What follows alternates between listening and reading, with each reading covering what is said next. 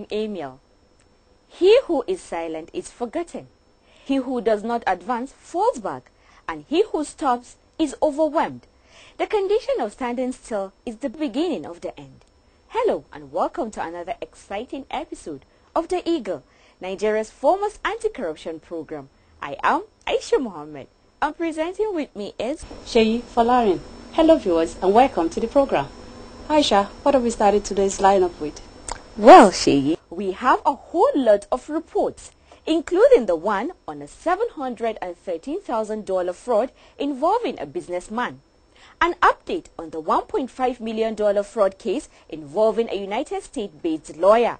But we begin with the opposition of the EFCC to the move by the wife of former managing director of Bank PHB to retrieve some assets seized from the family. The report. The Economic and Financial Crimes Commission has told the Federal High Court in Lagos to dismiss the application of Mrs. Elizabeth Atuche, wife of the former managing director of Bank PHB, Mr. Francis Atuche, which seeks to recover some of the assets seized from the family by the EFCC. Mrs. Atuche had filed an application before the court seeking to delist her properties, companies which have been attached by the EFCC through a court order, as they were alleged to have been acquired through proceeds of crime by her husband when he was Chief Executive Officer of Bank PHB. Ms. Atuche claimed that there was no link between her company's property and her husband, Francis Atuche. EFCC, through its counsel, Kemi Pinheiro, SAN, however urged the court to dismiss the application of Mrs. Atuche as there was substantial evidence to link her and her companies with Francis Atuche. He told the court that one of the companies, Consolidation Business Support Services, benefited from the fictitious loans granted by the bank.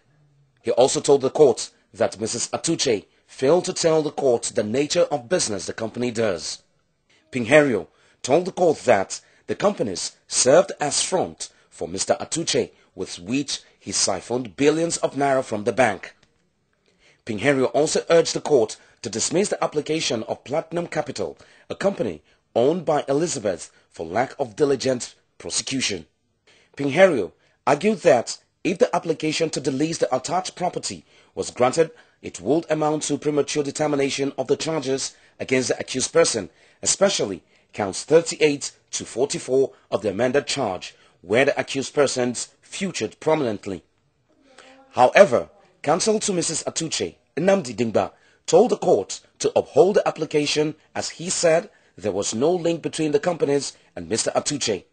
He said the list of directors or particulars of directors from Corporate Affairs Commission did not show Mr. Atuche as a director of the company.